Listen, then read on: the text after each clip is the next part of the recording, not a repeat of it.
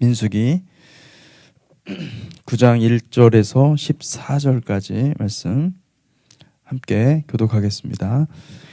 애굽 땅에서 나온 다음 해 첫째 달에 여호와께서 시내 광야에서 모세에게 말씀하여 이르시되 이스라엘 자손에게 유월절을 그 정한 기일에 지키게 하라.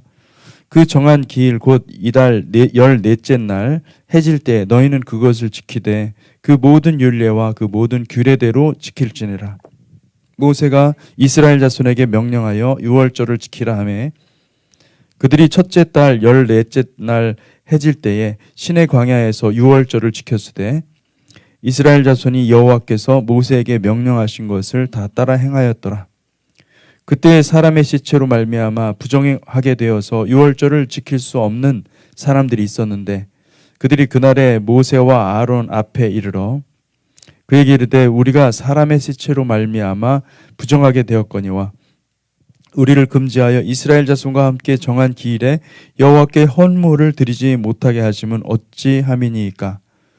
모세가 그들에게 이르되 기다리라. 여호와께서 너희에게 대하여 어떻게 명령하시는지 내가 들으리라. 여호와께서 모세에게 말씀하여 이르시되 이스라엘 자손에게 말하여 이르라. 너희나 너희 후손 중에 시체로 말미암아 부정하게 되든지 먼 여행 중에 있다 할지라도 다 여호와 앞에 마땅히 유월절을 지키되 둘째 달 14째 날에 해질 때에 그것을 지켜서 어린 양의 무교병과 쓴 나무를 아울러 먹을 것이요 아침까지 그것을 조금 더 남겨두지 말며 그 뼈를 하나도 꺾지 말아서 유월절 모든 율례대로 지킬 것이니라. 그러나 사람이 정결하기도 하고 여행 중에도 있지 아니하면서 유월절을 지키지 아니하는 자는 그 백성 중에서 끊어지리니 이런 사람은 그 정한 기일에 여호와께 헌물을 드리지 아니하였은즉 그의 죄를 담당할지며 만일 타국인이 너희 중에 거류하여 여호와 앞에 유월절을 지키고자 하면 유월절 율례대로 그 규례를 따라서 행할지니 거류민에게나 본토인에게나 그 율례는 동일할 것이니라. 아멘. 아멘.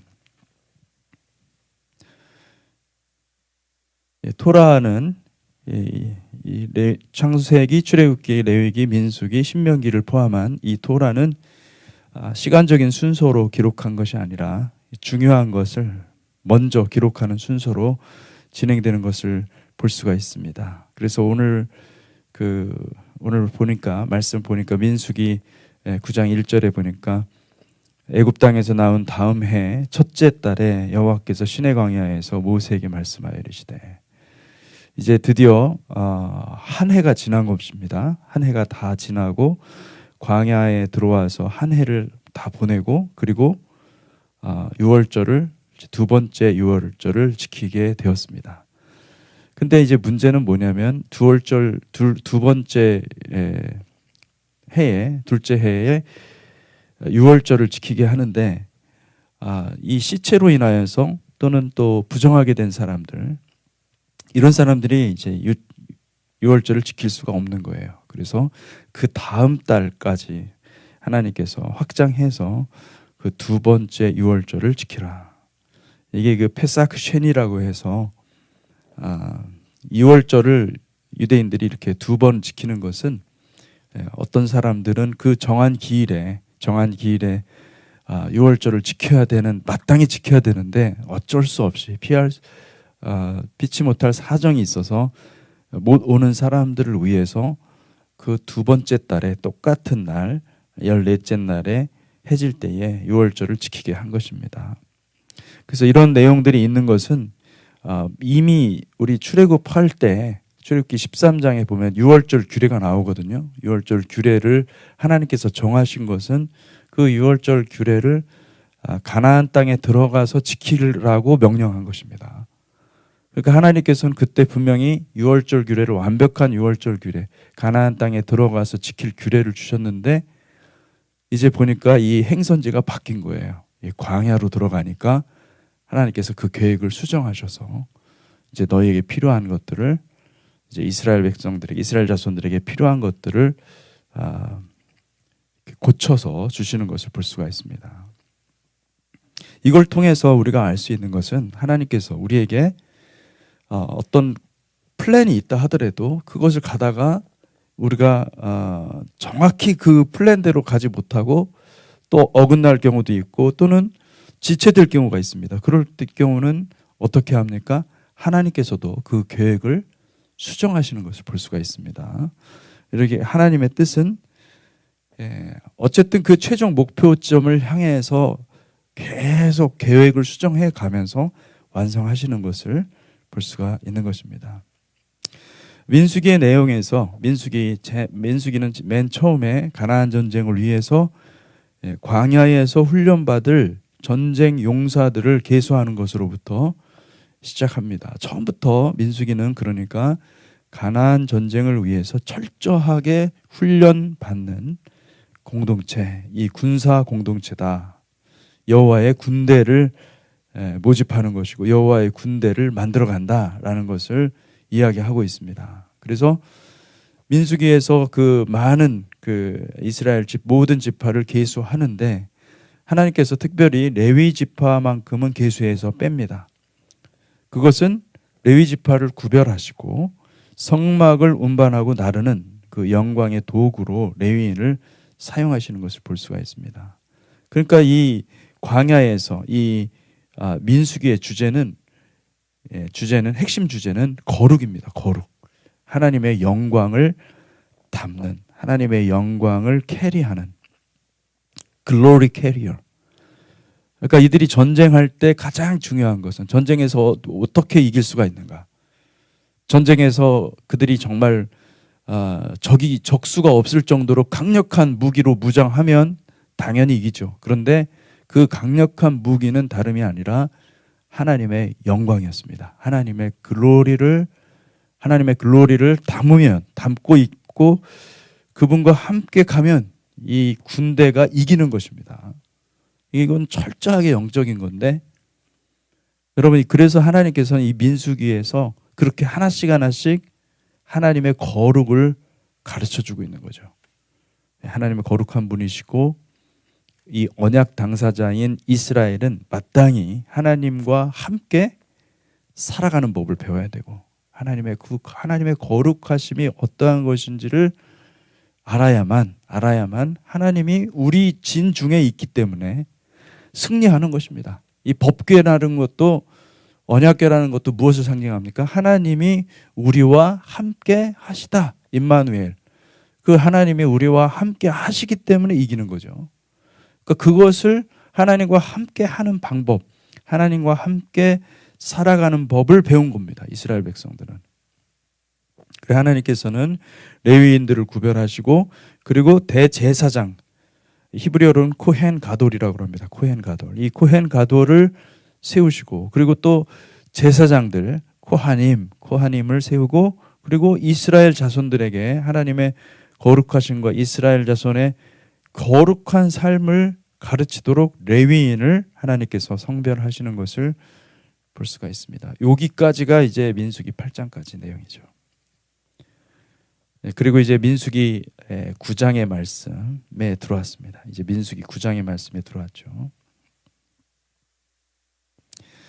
우리가 이 제사장 직분을 강조한 나머지 이 레위인의 부르심과 레위인의 택하심에 대해서는 사실 별로 묵상하지 않았던 것 같습니다. 우리 교회가 레위인에 대해서 많이 안 가르치잖아요. 그죠? 근데 사실은 제사장 이 레위인은요 단지 그냥 제사장을 도와서 성전 업무로 섬기는 자들의 그런 정도로 인식을 하면 안 되고요.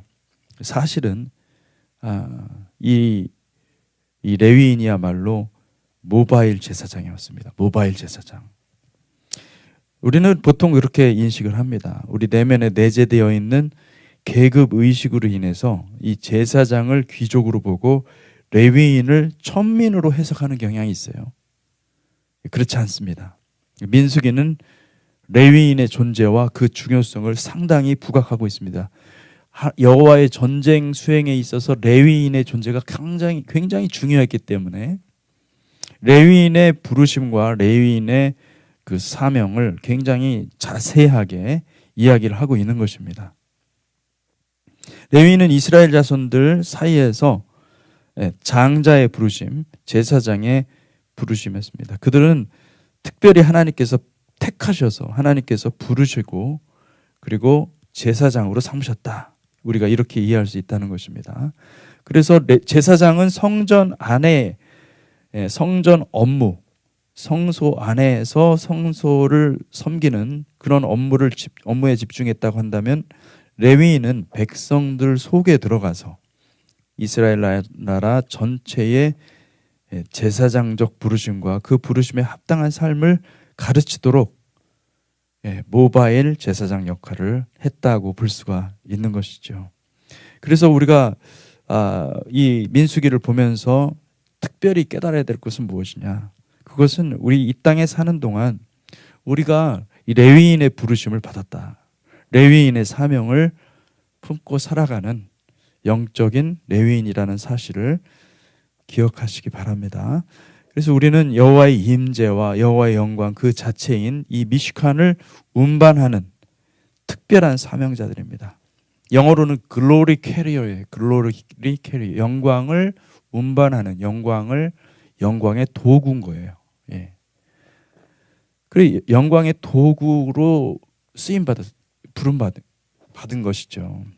우리가 이 땅에 들어가서 이 땅에서 세상이 알지 못하는, 세상이 보지 못하는 하나님의 영광을 드러내야 됩니다. 하나님의 영광을 나타내는 사람들. 그러면 우리가 하나님을 모시고 살고 하나님의 영광 가운데 거하고자 하는 간절한 열망으로 그 영광을 우리가 하늘의 영광을 우리가 다운로드해서 그것을 간접적으로 보여주는 것이죠. 근데 그들은 그 보고 뭔가 모르는 거예요. 뭔가 다른 거예요. 이분들의 삶 가운데는 뭔가 다른 게 있는 거예요. 이 글로리라는 것을 알지 못하지만은 그 글로리가 얼마나 무궁한 것인지를 아니까, 영적으로 느끼니까 끌리는 것입니다. 우리가 복음을 전하지만은 말의 단순한 이 말 행위에 능력이 있는 것이 아니라 그 말에 담긴 하나님의 영광, 이 글로리가 사람들을 변화시키는 줄 믿습니다. 아멘. 그래서 레위인의 그 부르심을 특별히 우리가 다시 한번 확인하는 것이 필요합니다. 그래 목회자들만 하나님의 복음을 증거하는 것이 아니라 말씀이 가슴에 새겨지고 하나님의 뜻을 구하는 자들은 레위인의 삶을 살아감을 통해서 세상의 빛과 소금의 역할을 감당하는 것입니다. 그것은 나의 의가 아니라 주님의 의, 예수 그리스도의 의를 세상에 전파하는 것입니다. 우리가 이제 14만 4천이라는 그 숫자가 있지 않습니까? 14만 4천이 하나님의 택한 백성인데 이 14만 4천이 12 곱하기 그 12,000, 그죠? 12,000, 12 곱하기 12,000입니다. 그런데 이 144라는 숫자가 또 있습니다. 144.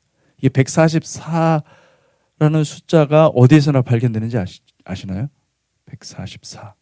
144규빗. 그 요한계시록에 나옵니다. 이 성곽의 사이즈가 144라 이렇게 돼 있죠.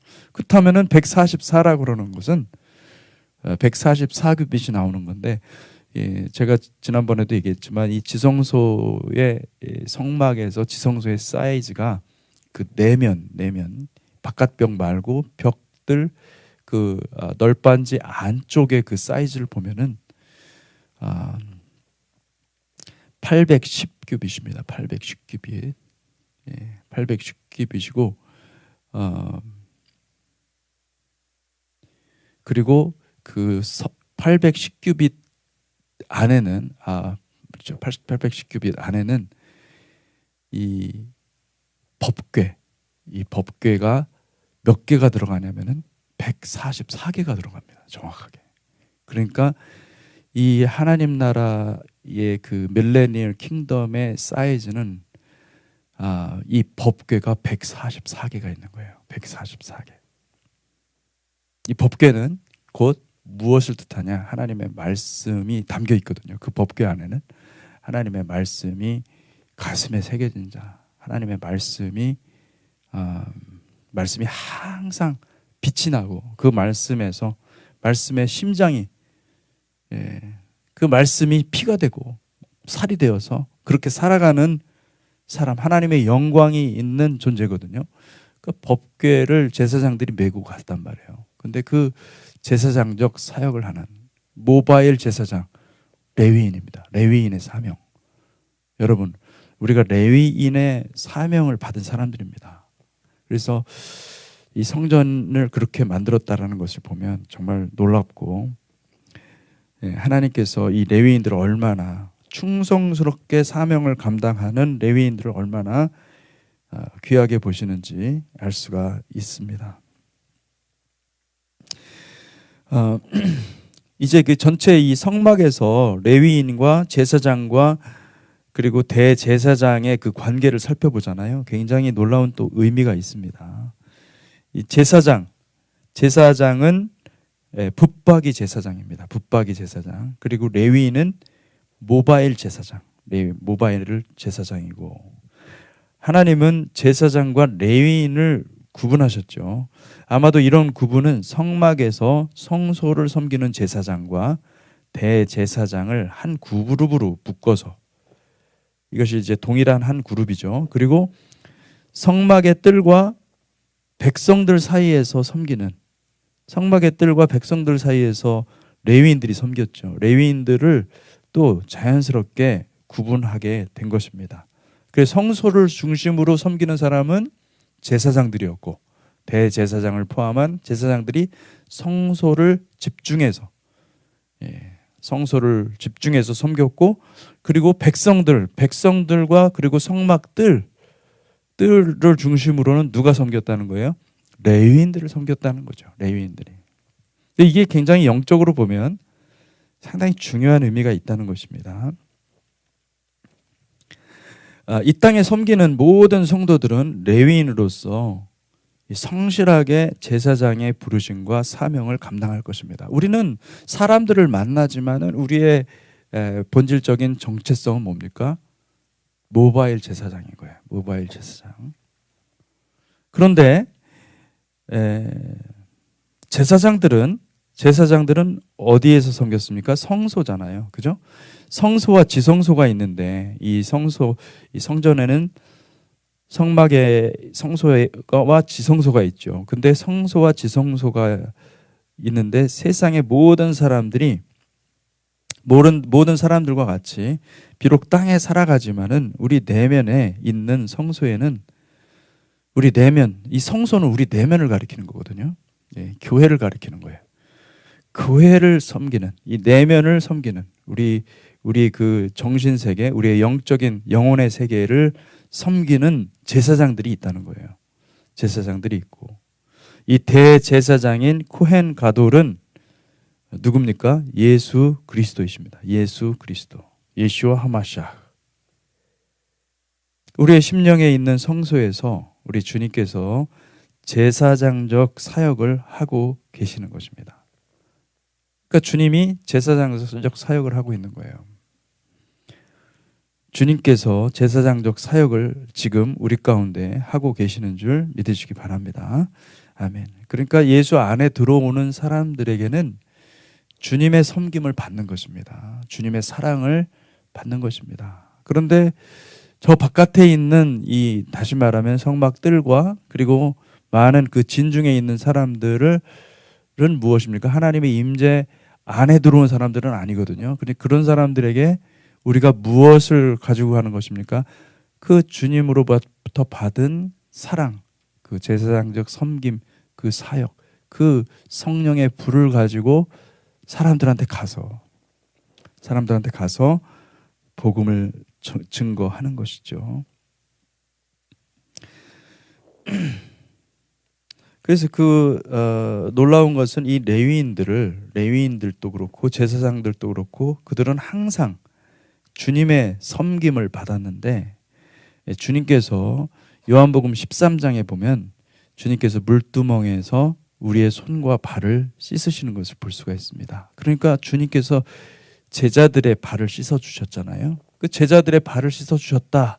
이거 무엇을 말하는 겁니까? 이것은 바로 레위인들을 특별히 제사장들을 주님께서 사랑하시고 그들을 충성스럽게 일하는 그들의 발을 씻어주시는 모습으로 볼 수가 있는 것입니다. 물두멍 사역인 거죠. 요한복음 13장 3절에서 8절 제가 한번 읽어보겠습니다. 저녁 먹는 중 예수는 아버지께서 모든 것을 자기 손에 맡기신 것과 또 자기가 하나님께로부터 오셨다가 하나님께로 돌아가실 것을 아시고 저녁 잡수시던 자리에서 일어나 겉옷을 벗고 수건을 가져다가 허리에 두르시고 이에 대야에 물을 떠서 제자들의 발을 씻으시고 그 두르신 수건으로 닦기를 시작하여 시몬 베드로에게 이르시되 베드로에게 이르시니 베드로가 이르되 주여 주께서 내 발을 씻으시나이까. 예수께서 대답하여 이르시되 내가 하는 것을 내가 지금은 알지 못하나 이후에는 알리라. 베드로가 이르되 내 말을 절대로 씻지 못하시리이다. 예수께서 대답하시되 내가 너를 씻어주지 아니하면 네가 나와 상관이 없느니라. 이게 정확히 제사장들이 레위인들을 향해서 했던 사역인 것을 볼 수가 있습니다. 주님은 떠나실 것을 아신 것입니다. 그래서 하늘의 제사장으로서 주님은 이 제자들에게 이제 복음을 증거할 증인의 사역을 맡기시고 다시 하늘의 성소로 올라갈 터인데 주님은 사랑하는 제자들을 충성스럽게 섬기신 것입니다. 제사장의 사역은 무엇이냐? 제사장의 사역은요, 섬기는 사역입니다. 저는 이 제사장 사역을 목회라고 생각합니다. 또 여러분의 훈련 사역은 무슨 사역입니까? 섬김의 사역입니다. 제사장 사역입니다. 리더는 팔로워를 씻는 사역을 해야 되는 것이죠. 그러니까 여러분 사람들이 잘 안 씻으려고 그러는 거죠. 예. 안 씻으면 막 도망가잖아요. 애들 막 씻으려고 그러면 막 잡아가지고 끌고 와가지고 막 때를 베끼고 그러죠. 옛날에 우리 애들 어렸을 때 그랬습니다. 우리 특별히 하람이 얼마나 잘 도망가는지 몰라요. 그 잡아가지고 씻어놓고 잼 재우는 것도 그렇고 아이고 아주 어렸을 적에 일이지 않습니까? 여러분 그 씻으려고 하지 않습니다. 우리는 본성 자체가 그렇습니다. 그런데 그것을 자꾸 씻도록 말씀 위에 말씀으로 씻도록 그리고 또 기도로 씻도록 그렇게 해야 됩니다. 그렇게 하지 않으면 천국 갈 수 없다는 것을 가르쳐 줘야 됩니다. 붙잡고 말씀과 기도로 자아의 거짓된 모든 먼지들을 물로 씻어내고 독초들을 제거해 줘야 되는 거예요. 여러분 그게 제사장의 사역입니다. 그게 성소에서 하는 제사장의 사역이고 우리가 바깥에 나가서 사람들을 만나서 전혀 예수를 알지 못하는 사람들한테 복음을 증거하는 것은 레위인의 사역이라고 한다면은 이미 들어왔잖아요. 이미 이제 성막 안 뜰에 들어와서 성소로 나아가고자 하는 사람들을 어떻게 해야 됩니까? 성소 들어가려면 반드시 물두멍에 씻지 않고서는 들어갈 수 없으니 그 씻어줘야 되잖아요. 그 주님이 그거를 하신 거예요. 그 주님이 그것을 하셨다는 것은 무엇이냐? 제자들도 이제 서로 씻어줘야 된다는 거예요. 서로 예수 그리스도로 서로 씻어주라 그 얘기를 하는 것입니다. 이게 제가 이제 우리 이제 둘째 예람이하고 예전에 학교를 데려다 주면서 이야기를 많이 할 때 제가 항상 강조했던 것이 항상 말씀을 읽고 하나님하고 대화하고 하나님께 질문해라. 그리고 하나님하고 그런 훈련이 굉장히 너의 인생에 가장 중요한 일이 될 것이다. 거의 예언하다시피 그렇게 얘기를 해줬어요. 근데 이 아이가 그것을 받았습니다. 받아서 정말 힘든 순간순간에 말씀을 봤다는 거예요. 그리고 하나님하고 물어봤다는 거예요. 하나님하고 대화하는데 하나님이 이해가 안 됐다라는 거예요. 하나님이 도대체 특별히 그냥 욥기를 봤는데 욥기에 나오는 하나님은 도무지 이해가 안 된다는 거예요. 근데 굉장히 깊이 이해를 했더라고요. 욥기를 묵상을 깊이 한 거예요. 제가 들어보니까 아주 신학자들이 얘기하는 모든 내용이 다 나와요. 너무 깊이 그러니까 얘가 삶이 힘드니까 하나님 앞에 부르짖으면서 하나님한테 기도한 거죠. 근데 거기서 하나님을 발견하고 만나고 새롭게 하나님이 이런 모습이 있구나 라는 것을 알게 되고 다시 삶을 회복하는 것들을 제가 보게 되었습니다. 여러분, 우리의 삶을 흐트러졌던 삶을, 그리고 또 넘어졌던 삶을 우리를 일으켜 세워주시고 다시 진리의 길로 갈 수 있게 하는 것은요, 주님께서 하시는 사역입니다. 그 제사장적인 사역인 것이죠. 그 사역을 충성스럽게 감당하시기를 축복합니다. 아멘. 예. 주님은 대제사장이지만 친히 이 땅에 내려와서 레위인의 사역을 하신 것입니다. 주님은 땅에 십자가를 세우셨습니다. 하늘의 성소에 세우신 것이 아니에요. 하늘의 성소에는 십자가가 필요가 없어요. 이 땅이기 때문에 이 땅에 내려와서 죄로 더럽혀진 이 땅 위에 십자가를 세우신 거예요. 이건 철저하게 레위인으로서 사역을 하신 겁니다. 레위인으로서. 그 위에서 자신의 피를, 십자가 위에서 자신의 피를 뿌린 거예요. 주님은 레위인 중에 레위인이었습니다. 레위인의 본을 보이신 것입니다.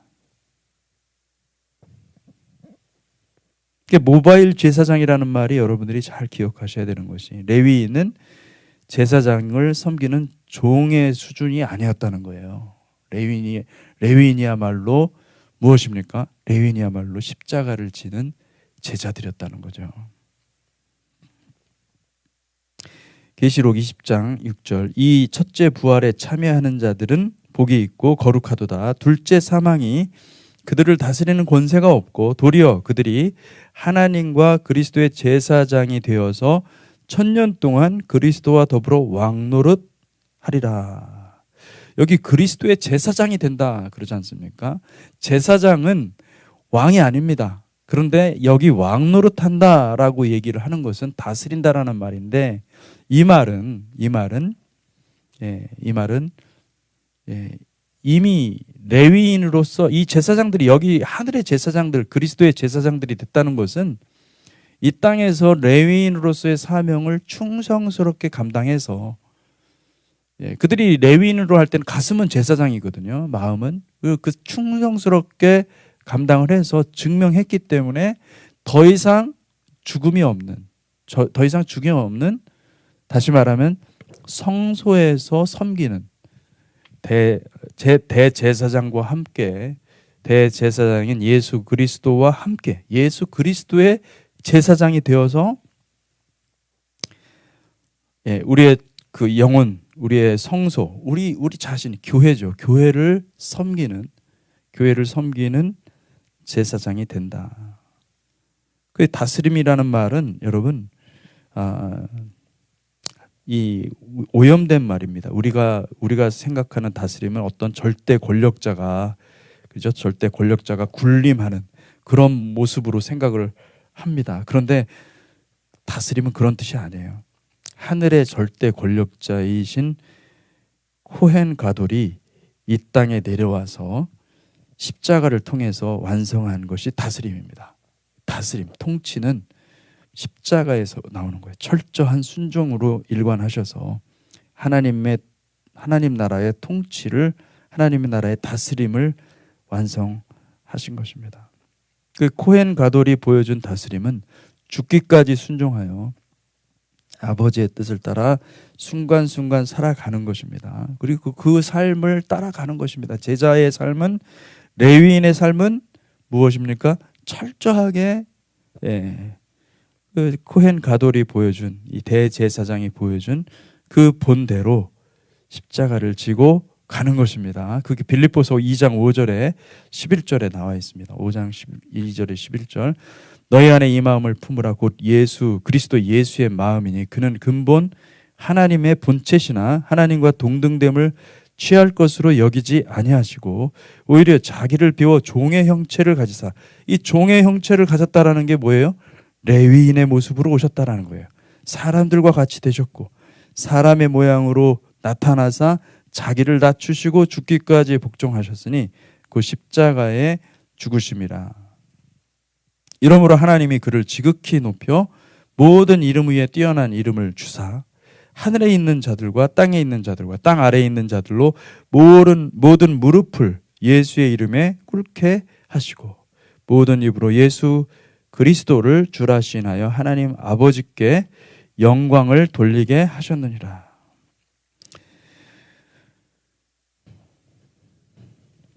천년왕국에서 부활의 몸을 입은 자들이 다스릴 것입니다. 근데 그 다스림은 굴림이 아니라 사람 위에서 어떤 명령하고 다스리는 그런 굴림이 아니라 이 세상에서 어떻게 보면 타락된 개념이에요. 그런 게 아니라 대제사장인 예수의 본을 따라서 예수 그리스도의 본을 따라서 완전하게 순종하는 것입니다. 완전한 순종.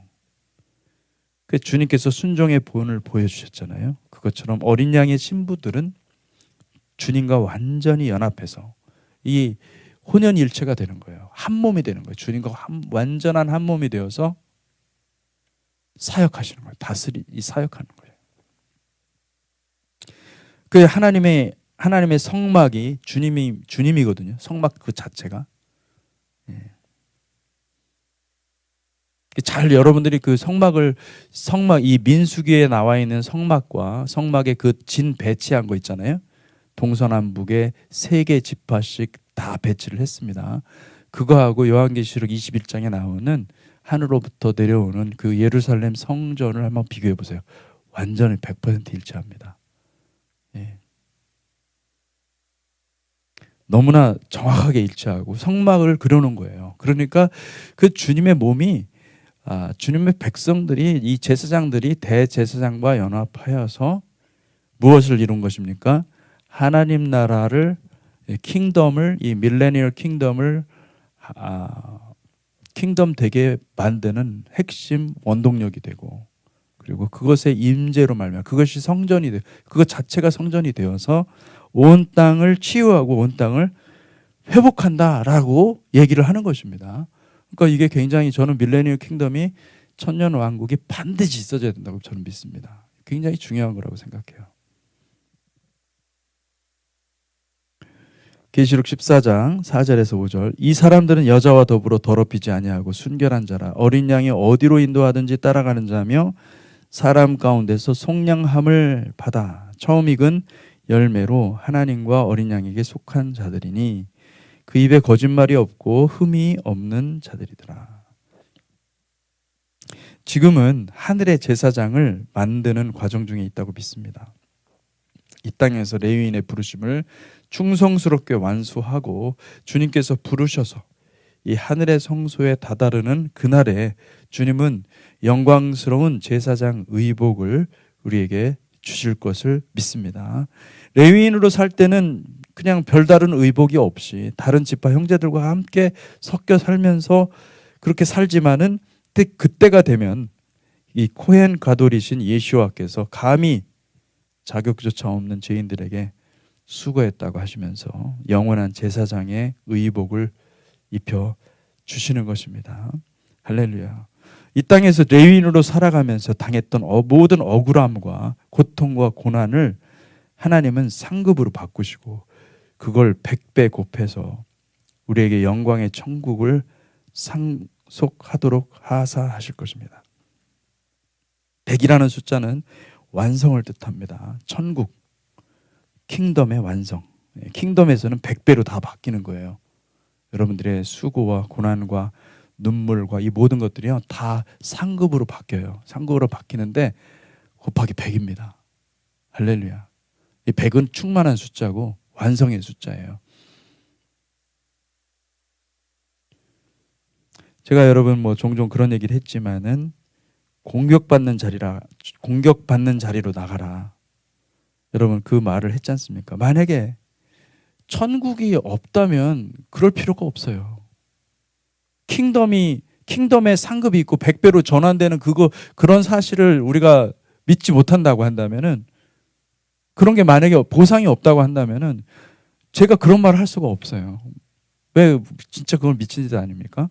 그런데 그것을 보잖아요. 그러면 이게 길이구나. 이게 상급이고 이게 주님께 순종하는 것이구나 라는 것을 알게 되기 때문에, 할렐루야. 그렇기 때문에 여러분, 애써 우리가 어떻게 보면은 그 고난의 자리가 오면, 시험 받는 자리가 오면 기뻐하는 거예요. 할렐루야. 예, 왜요? 주님께서 우리에게 그 100배의 축복을 주시기를 원하시기 때문에 그 자리로 끌어온 거거든요. 그러니까 그것을 기쁨으로 여기시기를 축복합니다. 할렐루야. 제가 그래서 종종 하나님께서 주시는 감사와 그 기쁨은 오히려 우리가 당하는, 현실 사회에서 당하는 고난과 비례하더라고요. 고난이 크면 클수록 그 기쁨도 큰 거예요. 할렐루야. 기쁨을, 주님은 우리의 눈물을 아시고 주님을 다 우리의 눈물을 그 눈에서 닦아주시는 그런 은혜가 있을 줄 믿습니다. 기도하겠습니다. 하나님 아버지, 감사합니다. 주님께서 우리를 사랑하시기 때문에 우리를 파송하시고 레위인으로서 이 땅을 살아갈 수 있도록 함께 하시니 감사합니다.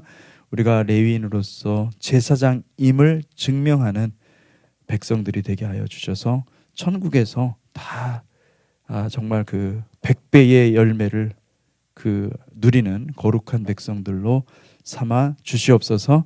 예수 그리스도의 이름으로 기도했습니다. 아멘.